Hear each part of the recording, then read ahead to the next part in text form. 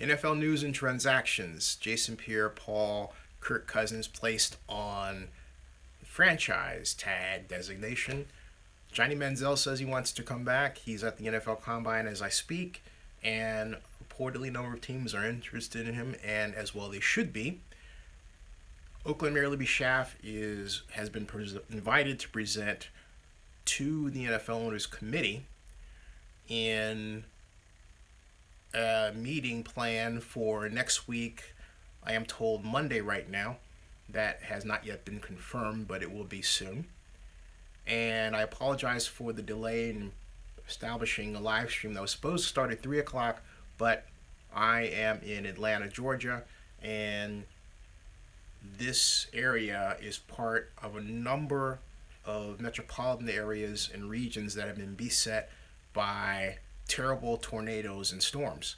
And so as a result, we are to go out and get some foodstuffs and stock up because reportedly, according to an email I got from the Clayton County Sheriff's Office, the condition is going to get worse. It's expected to get worse.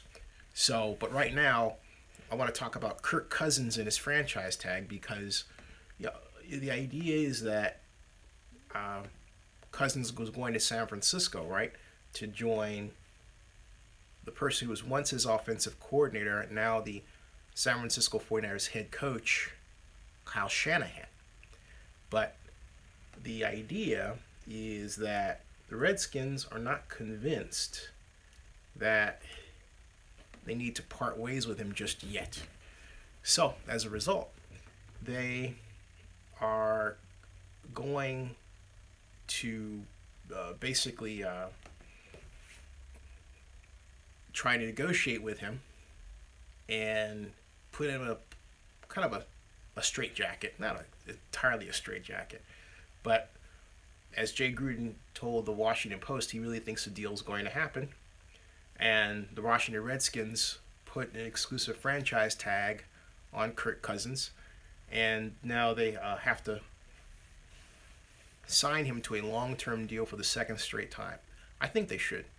And yeah, this comes from a person who originally wasn't high on Kirk Cousins because of his fondness for throwing interceptions, particularly at crucial times in games, but also because of the way that he elevated. And Keith Wellborn says, nobody wants Johnny Manziel in the NFL. That's the way it should be. I have to come back to Johnny about that.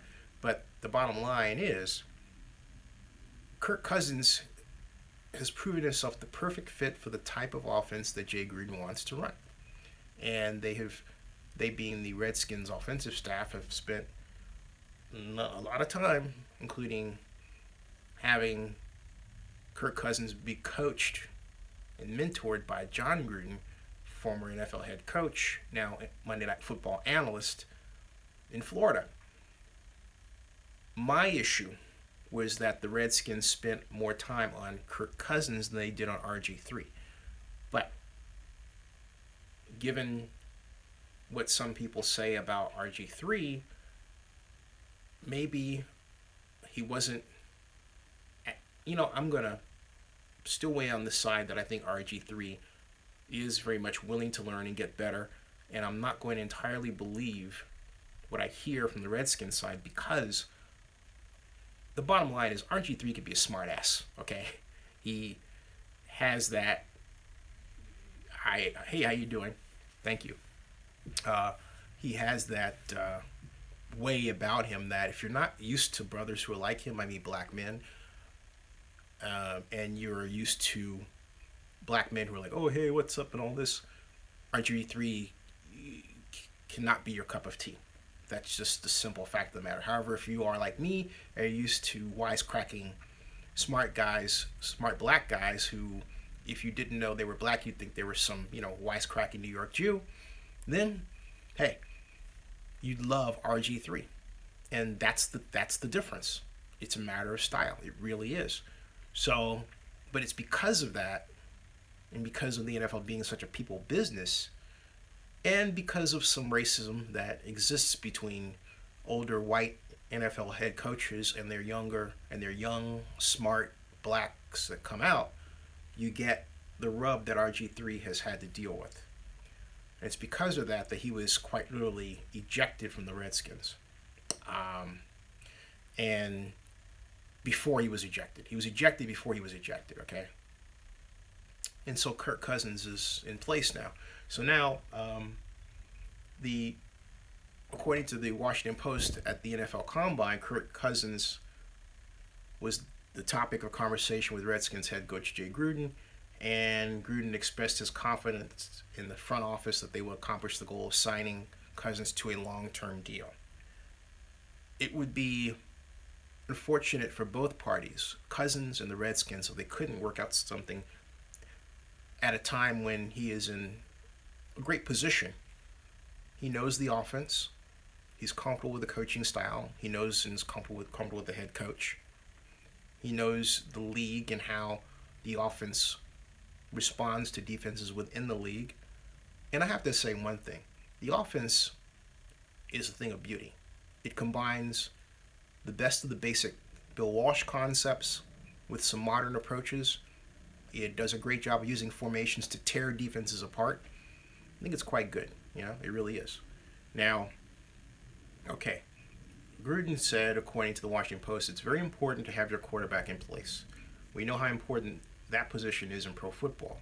To have a guy here that's been developing in the system here for the last 2 years, we take very seriously.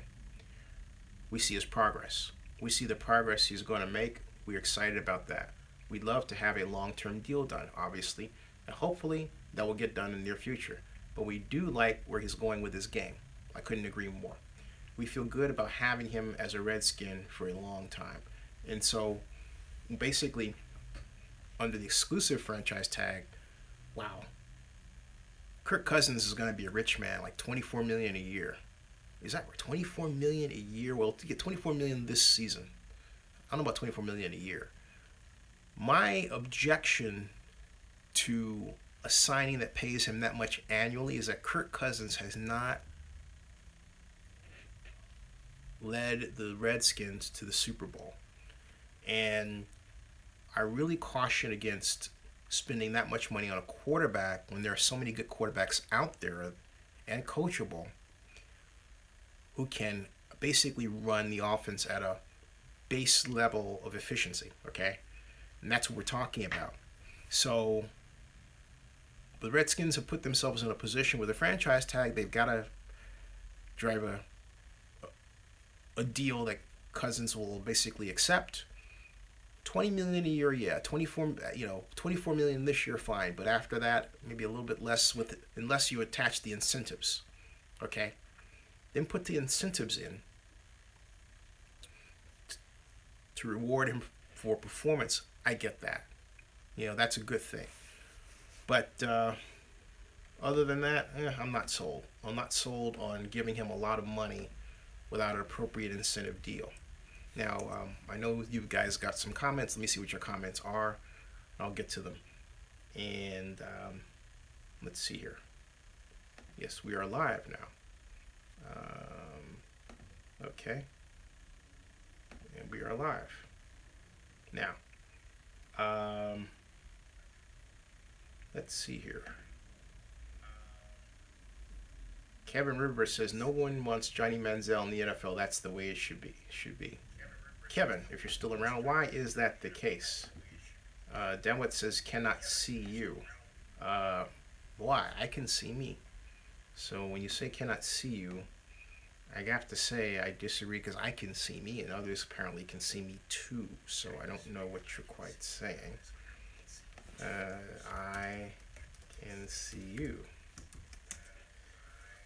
Dallas Cowboys want Johnny Manziel. Airplane Blues, how you doing? How are you? Great to see you. Oakland Raider fans, Zenny, how many owner votes do you think might favor the Raiders moving to Las Vegas after the recent Oakland Stadium proposal? What are you saying? The mayor is supposed to make a presentation next week, so any attempt to count votes early is ridiculous. The NFL invited the mayor of Oakland to make a presentation, so I don't understand your question there. Let's see, it's a year or two he'll get a tryout. Now, but okay, can you explain that again? Because I'm not, not hearing what you're saying at all. Now, I'm just doing a little social media work here, putting this out. And let's see here.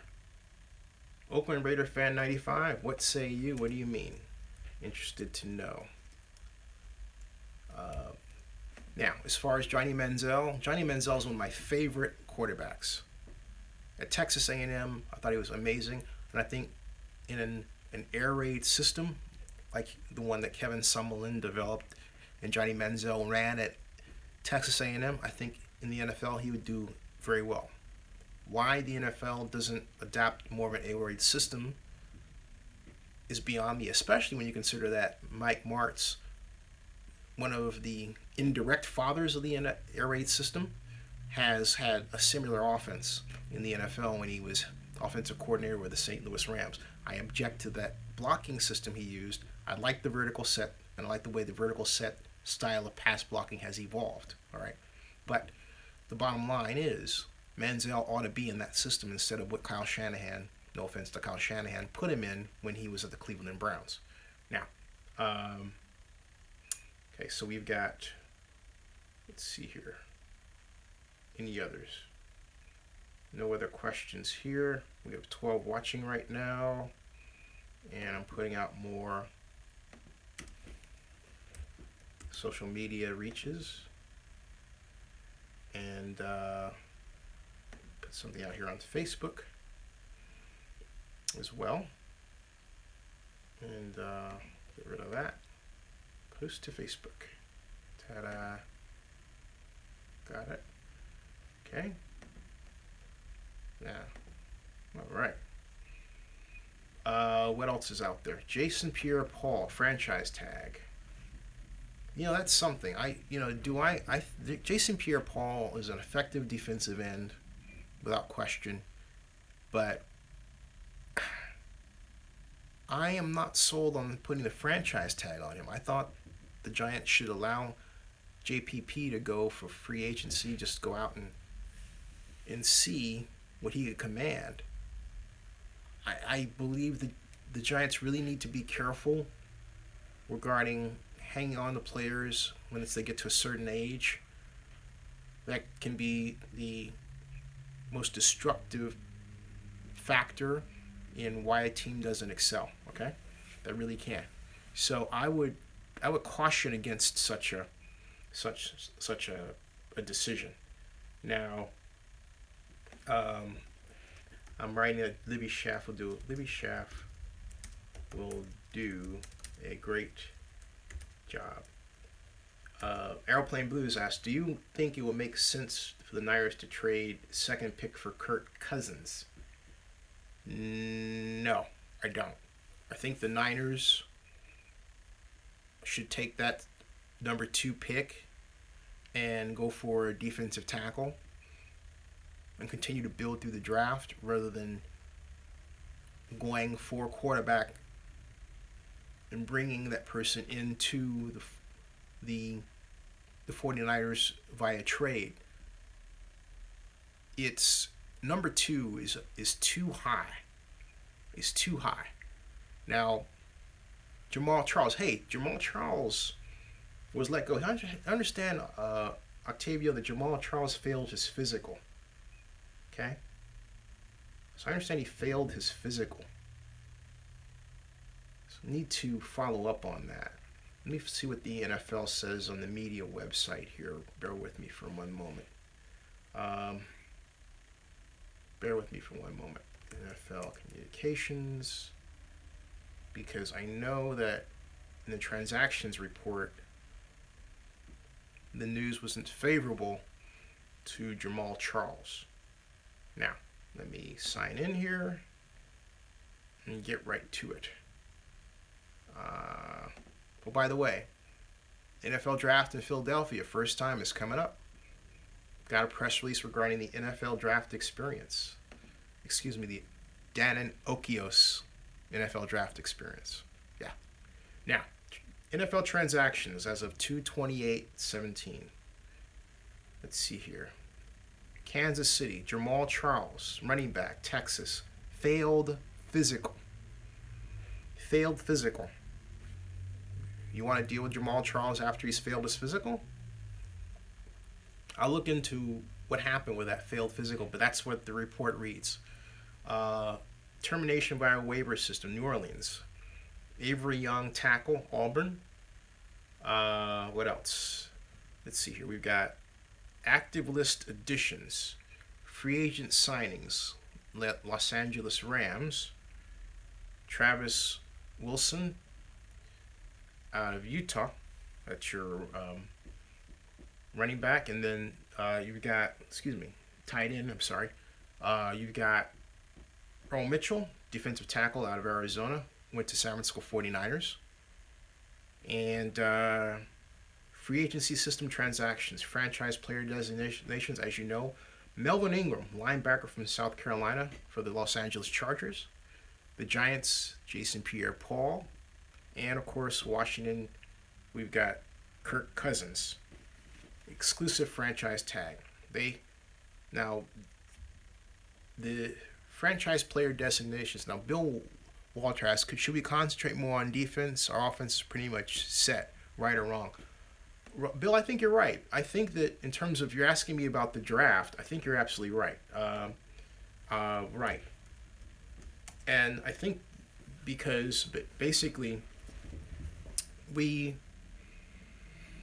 have young talent on offense, although I think we need to focus on the offensive line. However, so that if Cam Robertson, the left tackle of Alabama, is available when the Raiders pick, I take Cam Robinson. Cam Robinson. I take Cam Robinson. A lot of people are high on Myles Jarrett, the defensive end out of Texas A&M, but I'll tell you something. Cam Robinson ragdolled Myles Jarrett. He really did. Airplane Booth said, nope, Raiders need a right tackle and another tight end to re-sign and then need to re-sign Latavius. So we have a debate here. But here's the thing. Airplane, you have to admit, you say right tackle. Cam Robinson can play right tackle or left tackle, all right? So I think Robinson would be a great addition to the Raiders on the line. I mean, he's a hoss. He's a guy that at one point was the talk to be the number one pick at the NFL draft. Now, Bill Walter says, thank you very much. You're welcome. Thank you. Octavio says that Jamal Charles is better than Murray, but he didn't respond to my news that Jamal Charles failed his physical. I hear crickets. Here we go. Octavio. Latavius has too many negatives and 1 yard carries, but Octavio, what about the fact that Jamal Charles failed his physical? I'm just asking. What say you about that? What do you say? He failed his physical. He failed his physical. Too many negative carries. I don't know, man. Yeah, he failed his physical. I'm telling you, the NFL. Look, let me show you the NFL transactions. All right, so you can see it for yourself, and you'll know that I'm telling the truth. Hold on a second, right here. Come with me. See, right here, going up. Kansas City, Jamal Charles failed physical, running back, Texas. See that? So, hey, I wouldn't mislead you. He failed his physical. He failed his physical. So, what about his physical? Did he fail? That's a good question. I don't know, and I'll get the answer to that. So, it is about, I'm going to stop at about 20 minutes, and the reason is that we have a storm warning here that involves, I hope it doesn't involve tornadoes, but we need to go out and get some foodstuffs. I'm here visiting my mom. And I'll be back later, live stream, and I'll certainly be back tonight at midnight. But I wanted to focus on this special information, also do the live stream during the day and see how things go, rather than being locked into just that one time slot, right? Joe Coolman says, Murray had negative carries due to play calling. Murray, I completely agree with you. The off tackle is the best for Murray, and not that kind of read option style up the gut line buck. I hated that. Anyway, I'll be back. Okay? But check Atlanta weather. You'll see what I'm talking about. Stay tuned.